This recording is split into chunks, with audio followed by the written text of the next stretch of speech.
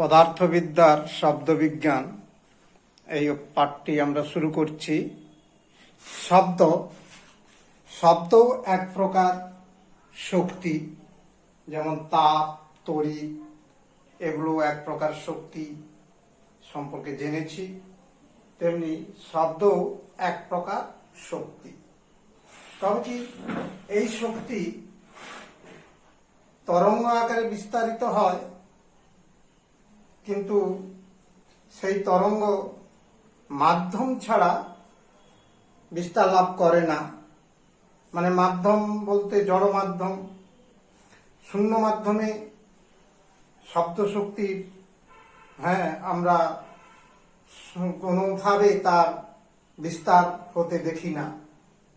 তো আমরা সেটা নিয়ে আরো ডিটেলস আলোচনা করব যে এই শব্দ এক প্রকার তার শক্তি, যা জড় মাধ্যমের মধ্য দিয়ে তরঙ্গের আকারে বিস্তারিত হয়ে আমাদের কানে এসে পৌঁছায় এবং শ্রবণের অনুভূতি সৃষ্টি করে, মানে আমরা শুনতে পাই শব্দ। সাধারণত স্থিতিস্থাপক বস্তু, স্থিতিস্থাপকতা অলরেডি পড়েছ, স্থিতিস্থাপক বস্তু সম্পর্কে ধারণা আছে। তো সেই স্থিতিস্থাপক বস্তুর কম্পনের ফলে, তার কণাগুলোর কম্পনের ফলে শব্দের সৃষ্টি হয়। যে কোনো কম্পনশীল বস্তুকেই শব্দের উৎস হিসাবে চিহ্নিত করতে পারো, মানে শব্দের উৎস হিসাবে জানতে পারো যে কম্পনশীল বস্তু মাত্রেই শব্দের উৎস। এই শব্দের এই উৎসগুলোকে আমরা সনক বলে থাকি, অর্থাৎ একে সনক বলা হয়। আর সনক জাতীয় পদার্থগুলো গ্যাসীয় হতে পারে, কঠিন হতে পারে, তরলও হতে পারে। দেখো, আমরা যে কথাগুলো বললাম এখানে আছে, লেখা আছে, দেখো, শব্দ এক প্রকার শক্তি, যা কোনো জড় মাধ্যমে মধ্য দিয়ে তরঙ্গের আকারে আমাদের কানে পৌঁছে শ্রবণের অনুভূতি সৃষ্টি করে। স্থিতিস্থাপক বস্তুর কম্পনের ফলে শব্দের উৎপত্তি হয়। যে কোনো কম্পনশীল বস্তুই শব্দের উৎস হিসাবে কাজ করে। শব্দের উৎসকে সনক বলা হয়। বলে সনক কঠিন, তরল বা গ্যাসীয় হতে পারে। এবার যেটা আমরা আলোচনা করছি, যে শব্দের সৃষ্টি হয় তথা উৎস, সোর্স অফ সাউন্ড হলো কি না ভাইব্রেশন, মানে কম্পনই হচ্ছে শব্দের উৎস। এই বিষয়টি আমরা বিভিন্ন পরীক্ষা বা উদাহরণের সাহায্যে বলতে পারি বা আমরা করতে পারি, নিজেরাও কিছু করতে পারি। যেমন ধরো, তোমরা বাড়িতে শাঁখ বাজাও, সেই শঙ্খে ফুঁ দিলে তার মধ্যে যে বায়ু প্রবাহিত হয়, সেই বায়ুর কম্পনের ফলে সেখানে কিন্তু সুন্দর একটা সুরের সৃষ্টি হয়, যে শব্দ আমরা শুনতে পাই শঙ্খ বাজানো বলে। যে বাড়িতে শাঁখ বাজালে শব্দ পাওয়া যায়, শঙ্খে ফুঁ দিলে শঙ্খের ভেতরের বায়ুর কম্পনের জন্য মিষ্টি সুর শুনতে পাওয়া যায়। একইভাবে বাঁশিতে ফুঁ দিলে মিষ্টি সুর শুনতে পাওয়া যায়। কেমন? তার মানে এখানে বায়ুর কম্পনের ফলে শব্দের সৃষ্টি হয়। ছোট্ট ছোট্ট প্রশ্ন তোমাদের করা হলে এগুলোর উত্তর দিতে পারবে। যে বাঁশের বাঁশিতে যে শব্দ সৃষ্টি হয়, সেখানে কোন বস্তু কণা কম্পিত হয় না বায়ু। বায়ু উপাদান কণাগুলো কম্পিত হয়। এছাড়া তোমরা স্কুলের ঘন্টা বাজতে দেখেছো। আবার স্কুলের ঘন্টা বাজানোর সঙ্গে সঙ্গে তোমরা ধরো সাইকেলের বেল বাজানোর কথাও জানো। তো এগুলো বাজালে হাত দিয়ে স্পর্শ করলে দেখবে এগুলো কাঁপছে, অর্থাৎ বেল বা ঘন্টা কাঁপছে। আর এই কাঁপানোর জন্য, কম্পনের জন্য শব্দ শোনা যায়, বেলের শব্দ বা ঘন্টার শব্দ আমরা শুনতে পাই। তো হাত দিয়ে চেপে ধরলে আবার কম্পন থেমে যাবে, দেখবে সঙ্গে সঙ্গে শব্দও বন্ধ হয়ে গেছে। তার মানে এই সনকগুলো অর্থাৎ ঘন্টা বা বেল, সাইকেলের বেল, এদের কম্পনের জন্যই শব্দের সৃষ্টি হয়। দেখো, স্কুলের ঘন্টা বা সাইকেলের বেল বাজালে শব্দ শোনা যায়, এবং এই অবস্থায় ঘন্টা বা বেলে হাত দিলে বেলের বা ঘন্টা কম্পন অনুভূত হয়, অর্থাৎ আমরা বুঝতে পারি। আবার হাত দিয়ে চেপে ধরলে ওদের কম্পন বন্ধ হয়ে যায় এবং সঙ্গে সঙ্গে শব্দ বন্ধ হয়ে যায়। এর থেকে বোঝা গেল কি না, সনকের কম্পনের ফলেই শব্দের সৃষ্টি হয়। এটা আমাদের হাতে নাতে করা যেতে পারে।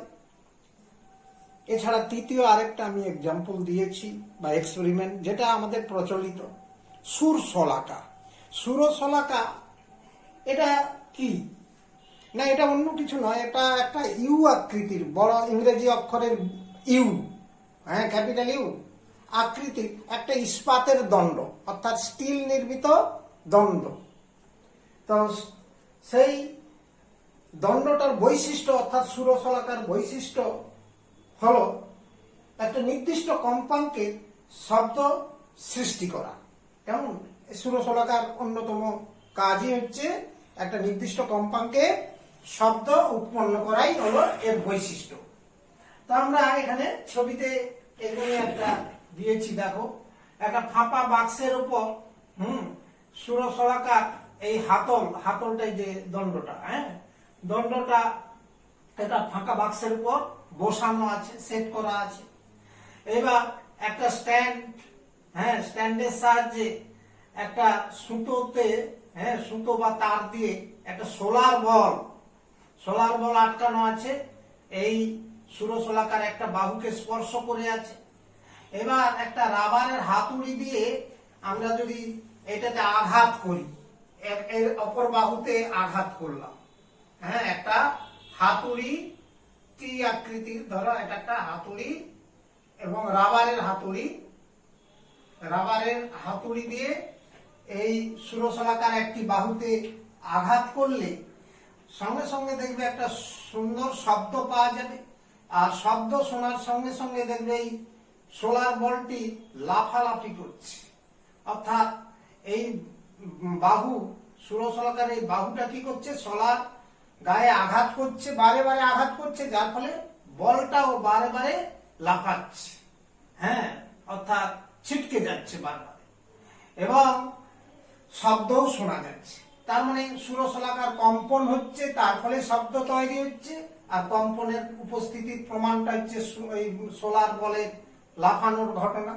এবার কি করবে না, ওই সুরশলাকার বাহুতে হাত দিয়ে চেপে ধরলে দেখবে বলটা লাফানো বন্ধ হয়ে গেছে এবং সঙ্গে সঙ্গে শব্দও আর শোনা যাচ্ছে না।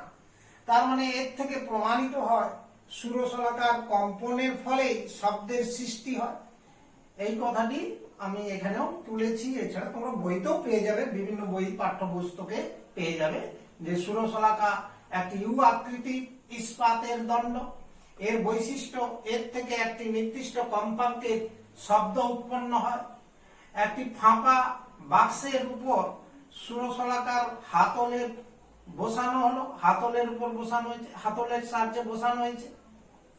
আচ্ছা, দেখো, তারপরে দেখো, হাতলের সাহায্যে বসানো হলো, এখানে সাহায্যে বলে লিখলাম। একটি স্ট্যান্ড থেকে একটি সোলার বলকে এমন ভাবে ঝোলানো হলো যাতে বলটি সুরশলাকার একটি বাহুকে স্পর্শ করে থাকে। এবার সুরশলাকার একটি বাহুতে একটি নরম রবারের হাতুড়ি দিয়ে আঘাত করলে শব্দ শোনা যাবে এবং সোলার বলটি সুরশলাকার গায়ে বারে বারে আঘাত পেয়ে ছিটকে যাচ্ছে। এতে বোঝা যাচ্ছে সুরশলাকার বাহু কাঁপছে। সুরশলাকার বাহুকে হাত দিয়ে স্পর্শ করলে কম্পন বন্ধ হয়ে যায়। হাত দিয়ে স্পর্শ করলে বা হচ্ছে ওটা চেপে ধরলে কি হবে, সুরশলাকার কম্পন বন্ধ হয়ে যায় এবং সঙ্গে সঙ্গে শব্দও আর শোনা যায় না। কাজে সুরশলাকাটি যতক্ষণ কম্পমান ছিল ততক্ষণই শব্দ সৃষ্টি হয়েছে। তাহলে এই হচ্ছে শব্দ সৃষ্টির মূল কারণ। আমরা জানলাম যে কম্পনই হচ্ছে শব্দ সৃষ্টির মূল কারণ, যে স্থিতিস্থাপক বস্তুর কম্পন হচ্ছে শব্দের উৎস ছাড়া আর কিছুই নয়। তার মানে এই বিষয়টি আমরা এখানে জানলাম। এরপরে আমরা আসছি মানুষের কণ্ঠস্বর থেকে কি করে আমরা এই শব্দ সৃষ্টি করি সেটা নিয়ে একটু আমরা আলোচনা করছি। দেখো, এই মানুষের এই কণ্ঠ থেকে তথা স্বরযন্ত্র থেকে যে সুর সৃষ্টি হয় বা শব্দ সৃষ্টি হয় তার সঙ্গে যদি তুলনা করতে হয়, তোমরা কিন্তু খুব সহজেই করতে পারো। একটা স্বচ্ছ পাতলা কাগজকে দু টুকরো করে চেপে একটু টান টান করে ধরে ফুঁ দিলে দেখবে খুব সুন্দর একটা শব্দ হয়। ঠিক আমাদের শরীরে আমাদের গলার যে স্বরযন্ত্র থেকে শব্দ সৃষ্টিটাও ওই একই রকম একই মেকানিজম অর্থাৎ ক্রিয়া কৌশলে সৃষ্টি হয়। এখানে ফুঁ দিচ্ছি মানে বাতাসটা যে আমরা প্রবাহিত করছি, আর ওখানে আমাদের ফুসফুস থেকেই বাতাসটা বহির্গত হয়। সেই বাইরের আগত বাতাসের ফলেই কিন্তু কম্পনের সৃষ্টি হয় স্বরযন্ত্র, এবং তার ফলেই কিন্তু আমরা স্বরযন্ত্র থেকে বিভিন্ন রকম শব্দ সৃষ্টি করতে পারি, অর্থাৎ সেটাকে পরিবর্তিত করে আমরা শব্দের সৃষ্টি করতে পারি। কেমন? এইভাবে কিন্তু আমাদের স্বরযন্ত্র থেকে কথাবার্তা বা শব্দ আমরা সৃষ্টি করতে পারি। মানুষের স্বরতন্ত্রীতে শব্দ উৎপন্নের কৌশল, আমরা যে মেকানিজম রয়েছে শব্দ উৎপন্ন কিভাবে হয় সেটা দেখো। আমরা মানুষের স্বরযন্ত্র বা ল্যারিংস, তার থেকেই স্বরের সৃষ্টি হয়। এই জন্য এটাকে আমরা কি বলি? Sound box. এই যে ভেতরের দিকে লক্ষ্য করে এটা ল্যারিংস, ল্যারিংস লেখাটা আছে এবং ওইটা ভাঁজ কাটা কাটা অংশটা রয়েছে। এটা 9টা বিভিন্ন ধরনের তরুণাস্থি দিয়ে গঠিত ক্ষুদ্র একটা প্রকোষ্ঠ। কেমন? এরপরে দেখো, আমরা এই ল্যারিংসের দুপাশে এই একটা দুপাশে দুটো কি রয়েছে না ফিলামেন্ট নির্মিত ভাঁজ রয়েছে। এগুলোকে স্বরতন্ত্রী বা ভোকাল কর্ড বা ভোকাল ফোল্ড বলে। এই যে ভোকাল ফোল্ড বা ভোকাল কর্ড বলা হয়। তাহলে এই দুপাশে দুটো ভাঁজ রয়েছে, লিগামেন্ট রয়েছে। এই লিগামেন্ট দুটোকে আমরা ভোকাল ফোল্ড বা ভোকাল কর্ড বলে থাকি। এবার দেখো, ফুসফুসের ভেতর থেকে যখন বহির্গামী বাতাস বেরিয়ে আসে, সেই বাতাস বেরিয়ে আসার ফলেই শব্দ সৃষ্টি হয়। সেটা 3টা পর্যায়ে ঘটে থাকে। কিরকম না, 3টি পর্যায়ের মধ্যে প্রথম পর্যায়ে দেখো উদরের পেশি, বক্ষ পেশি এবং রিবসের অর্থাৎ পরশুকা যাকে বলে, তাদের কার্যকারিতার ফলে ফুসফুস থেকে বহির্গত বাতাস যখন বের হয়, বহির্গামী বাতাস, তখনই শব্দ সৃষ্টি হয়। কেমন? এটা হচ্ছে প্রথম পর্যায়ে। তাহলে ফুসফুস থেকে বহির্গামী বাতাস বের হয়। এবার দ্বিতীয় পর্যায়ে সেই বহির্গামী বাতাস ল্যারিংসের নিচের ভোকাল ফোল্ডে চাপ সৃষ্টি করবে। তার ফলে কি হচ্ছে, ভোকাল ফোল্ড দুটো কি হচ্ছে না আস্তে আস্তে আলগা হতে থাকে, এবং আলগা হওয়ার ফলে ওপরের দিকে বাতাসটা কি হবে, বেরিয়ে আসবে। এই দুটো ভোকাল ফোল্ড ধীরে ধীরে আলগা হয়। ভেতরের বাতাসের বহির্গামী বাতাস ফুসফুস থেকে আগত বাতাসের ফলে এই ফোল্ড দুটো ভোকাল ফোল্ড দুটো কি হচ্ছে ধীরে ধীরে আলগা হতে থাকে, এবং উপরের অংশ দুটো খুলে যায়। এবার বার্নৌলির উপপাদ্য তোমরা পড়েছ। সেই বার্নৌলির এফেক্টের জন্য কি হচ্ছে না, নিচে তো বায়ু প্রবাহ প্রচুর, অর্থাৎ নিচে বায়ু প্রবাহে বায়ুর বেগ বেশি, ফুসফুস থেকে আগত বাতাসের বেগটা ভেতরে বেশি, তার ফলে নিচে চাপ কম হয়। সেই নিচের দিকে চাপ কম হওয়ার জন্য ভোকাল ফোল্ডের নিচের অংশ দুটো কি হবে না ধীরে ধীরে বন্ধ হতে থাকবে। এইটা হচ্ছে দ্বিতীয় পর্যায়ের ঘটনা। তৃতীয় পর্যায়ের ঘটনাটা কি হবে না, এই পর্যায়ে ভোকাল ফোল্ড পুরোপুরি বন্ধ হয়ে যাবে। ভোকাল ফোল্ড দুটো পুরোপুরি বন্ধ হয়ে যাবে, আবার লেগে যাবে, যেন কপাট লেগে গেল। এবং ফুসফুসের বহির্গামী বাতাস, ওই বাতাস আমাদের নাক, ফ্যারিংস, ও মুখের দ্বারা বিবর্ধিত এবং পরিবর্তিত হয়ে বিভিন্ন একটা নির্দিষ্ট কণ্ঠস্বরের রূপ নেয় এবং এই ঘটনা বারে বারে ঘটতে থাকবে, যাকে বলে পুনরাবৃত্তি ঘটতে থাকে। এইভাবে আমরা অর্থাৎ মানুষের কণ্ঠস্বর থেকে কণ্ঠ থেকে স্বরের সৃষ্টি হয়, অর্থাৎ আমাদের স্বরতন্ত্রী থেকে এইভাবে কণ্ঠস্বর বা শব্দ উৎপন্ন হয়। এই ঘটনাটি আমরা একটা সাধারণ পরীক্ষা নিয়েও করতে পারি। একটা ধরো স্বচ্ছ পাতলা কাগজের দুটি টুকরো দু প্রান্ত ধরে টান টান করে ওর মধ্যে জোরে ফুঁ দেবে, তাহলে দেখবে শব্দ উৎপন্ন হচ্ছে। ঠিক এভাবেই মানুষের স্বরতন্ত্রীতেও শব্দ উৎপন্ন হয়। অর্থাৎ তোমরা কাগজের পরীক্ষাটা নিজেরা বাড়িতেও করতে পারো।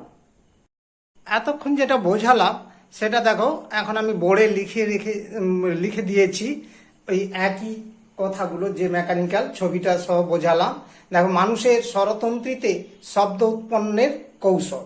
মানুষের ল্যারিংস বা স্বরযন্ত্র স্বরের উৎপত্তি ঘটে। কেমন? তাহলে স্বরযন্ত্রে স্বরের উৎপত্তি ঘটে, এজন্য একে ভয়েস বক্স বলা হয়। এটি 9টি বিভিন্ন ধরনের তরুণাস্থি নির্মিত একটি ক্ষুদ্র প্রকোষ্ঠ। এর দুপাশে দুটি লিগামেন্ট নির্মিত ভাঁজ থাকে। একে স্বরতন্ত্রী, ভোকাল কর্ড বা স্বরতন্ত্রী বা ভোকাল ফোল্ড বলে। ফুসফুস থেকে বহির্গামী বাতাস স্বরতন্ত্রীতে কম্পন সৃষ্টি করলেই শব্দ উৎপন্ন হয়, যাহা 3টি পর্যায়ে ঘটে থাকে। প্রথম পর্যায়ে আমরা বলছি কি না, উদরের পেশি, বক্ষপেশি ও রিবসের বা পরশুকা যাকে বলে, তার কার্যকারিতার ফলে ফুসফুস থেকে বহির্গামী বাতাস যখন বের হয় তখন শব্দ উৎপন্ন হয়। দ্বিতীয় পর্যায়ে ওই বহির্গামী বাতাস ল্যারিংসের নিচে ভোকাল ফোল্ডে চাপ সৃষ্টি করলে তাতে ভোকাল ফোল্ড আলগা হতে হতে উপরের দিকে প্রবাহিত হয়, অর্থাৎ বাতাস বাইরের দিকে বেরিয়ে আসে। এবার পরে ভোকাল ফোল্ডের ওপরের অংশ খুলে যায় এবং বার্নৌলির এফেক্টে, অর্থাৎ বার্নৌলি উপপাদ্য তোমরা পড়েছো, সেখানে সেটাই বলা হচ্ছে। সেই উপপাদ্যের কারণে আমরা যেটা ব্যাখ্যা পেয়েছি ওখান থেকে, যে বার্নৌলির এফেক্টের জন্য ভোকাল ফোল্ডের নিচে বায়ু প্রবাহ বেশি, তারপরে কি হচ্ছে, নিচে বাতাসের চাপ কমে যায়। অর্থাৎ বায়ু প্রবাহ বেশি হলে চাপ কম হয়, এটা বার্নৌলির এফেক্ট বলা হয়। চাপ কমে যাওয়ার জন্য কি হয় না, ভোকাল ফোল্ডের নিচের অংশটা ধীরে ধীরে বন্ধ হয়ে যায়, নিচের দিকটা বন্ধ হয়ে যায়, এরকম বন্ধ হয়ে যায়। আচ্ছা, নিচের অংশ ক্রমশ বন্ধ হতে থাকে। এবার তৃতীয় পর্যায়ে, এই পর্যায়ে ভোকাল ফোল্ড পুরোপুরি বন্ধ হয়ে যায়। এই পুরোপুরি ভোকাল ফোল্ড বন্ধ হয়ে যায় এবং ফুসফুসের বহির্গামী ওই বাতাস নাক, ফ্যারিংস এবং মুখের দ্বারা বিবর্ধিত ও পরিবর্তিত হয়ে নির্দিষ্ট কণ্ঠস্বরের রূপ নেয়। এরপর ওই একই ঘটনা পুনরাবৃত্তি ঘটতে থাকে বারে বারে। আর আমরা তো আর একটা পরীক্ষা নিজেরা করতেই পারি, যে একটা কাগজকে দুটো ভাঁজ করে মাঝে দুটো কেটে একটা অংশ কেটে দিয়ে তারপর জোর ফুঁ দিলে দেখবে শব্দ, অর্থাৎ ওখানে কম্পনের ফলে শব্দ সৃষ্টি হয়। এটা মানুষের স্বরতন্ত্রীতে শব্দ উৎপন্ন করার কৌশল হিসাবে তুলনা করা যেতে পারে। কম্পন সম্পর্কীয় কয়েকটি রাশি আমরা আলোচনা করছি: বিস্তার, পূর্ণ কম্পন, পর্যায়কাল, কম্পাঙ্ক। বিস্তার, বিস্তার বলতে আমরা কি বোঝাবো না, কোনো কম্পনশীল কণা তার গতিপথের একটা স্থির জায়গা থেকে, স্থির বিন্দু থেকে সর্বাধিক যে সরণ হয়, সেই সরণটাকেই বলা হচ্ছে, সর্বাধিক সরণের মানটাকেই বলা হচ্ছে বিস্তার। মনে করো এম একটা গতিশীল কণা, কম্পনশীল কণা, এম একটা কম্পনশীল কণা, এটা স্থির অবস্থান, স্থির অঞ্চল মনে করো ও বিন্দু, ও বিন্দু থেকে বি বিন্দুতে এসলো, আবার গিয়ে এ বিন্দুতে এলো, অর্থাৎ এইভাবে গতিশীল আছে। স্থির অবস্থান থেকে, অর্থাৎ স্থির অঞ্চল থেকে সর্বাধিক বি দূরত্ব গেল, আবার এর সর্বাধিক এ দূরত্বে হলো, তার মানে ও বি বা ও এ হলো এর বিস্তার, কণাটির বিস্তার। তার মানে শব্দ তরঙ্গের গতিপথে অবস্থিত মাধ্যমের কোন কণা স্থির অঞ্চল থেকে মানে স্থির জায়গা থেকে সর্বোচ্চ সরণকে বিস্তার বলা হয়। এটা হচ্ছে মূল বিষয়। হ্যাঁ, দেখো তাহলে এটা একটা সরণ মানে দৈর্ঘ্যেরই একক আসবে, কাজে সিজিএস পদ্ধতিতে একক হবে সেন্টিমিটার, এসআই পদ্ধতিতে একক হবে মিটার, কাজে এককগুলো সম্পর্কে জানলে। নেক্সট দেখো পর্যায়কাল। এই পর্যায়কাল বিষয়টি পড়তে গেলে তোমাকে পূর্ণ কম্পন বা পূর্ণ দোলন বিষয়টি ধারণা করতে হবে, যে একটা কম্পনশীল কোনো কণা তার গতিপথে যে কোনো একটা প্রান্ত বিন্দু থেকে যাত্রা শুরু করে আবার সেই বিন্দুতে ফিরে আসার যে ঘটনা তাকেই বলা হচ্ছে কি পূর্ণ কম্পন বা পূর্ণ দোলন। ধরো এম একটা কম্পনশীল কণা এ বিন্দু থেকে যাত্রা শুরু করে বি বিন্দুতে পৌঁছলো, আবার বি বিন্দু থেকে ফিরে এসলো এ বিন্দুতে, এটাই একটা পূর্ণ কম্পন মানে পূর্ণ দোলন। এ থেকে যাত্রা শুরু করে বি তে পৌঁছলো, বি থেকে আবার এ বিন্দুতে ফিরে আসলো, তার মানে একবার সম্পূর্ণ যাওয়া এবং আসা ঘটনাই হচ্ছে পূর্ণ কম্পন।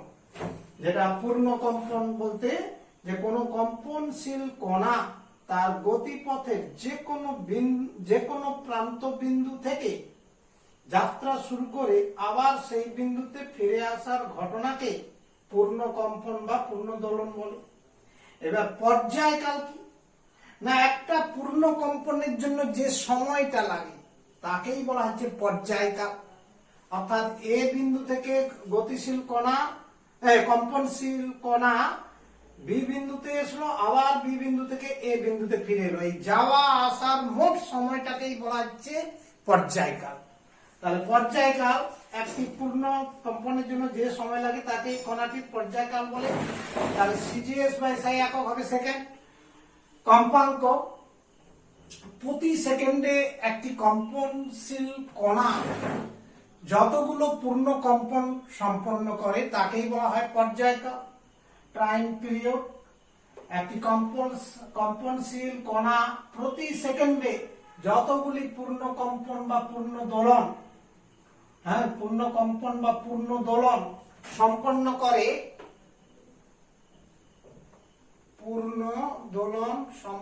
করে তাকে কণাটির কম্পাঙ্ক বলে। এটাকে নিউ দিয়ে প্রকাশ করা হয়, নিউ। হ্যাঁ, তাহলে হচ্ছে এর একক হার্জ।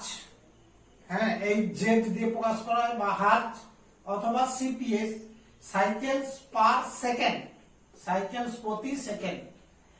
এবার পর্যায়কাল এবং কম্পাঙ্কের মধ্যে একটা সম্পর্ক রয়েছে। হ্যাঁ, অর্থাৎ টি এবং ক্যাপিটাল টিটা পর্যায়কাল, পর্যায়কালকে ক্যাপিটাল টি দিয়ে প্রকাশ করা হয়। তাহলে টাইম পিরিয়ড এবং নিউ এর মধ্যে সম্পর্ক হচ্ছে নিউ ইজিক্যাল টু কম্পাঙ্ক ইজিক্যাল টু 1 পর্যায়কাল, তার মানে নিউ ইজিক্যাল টু 1/t। তাহলে এই হলো কম্পন সম্পর্কীয় 4টি রাশি ধারণা, অবশ্যই করে রাখবে।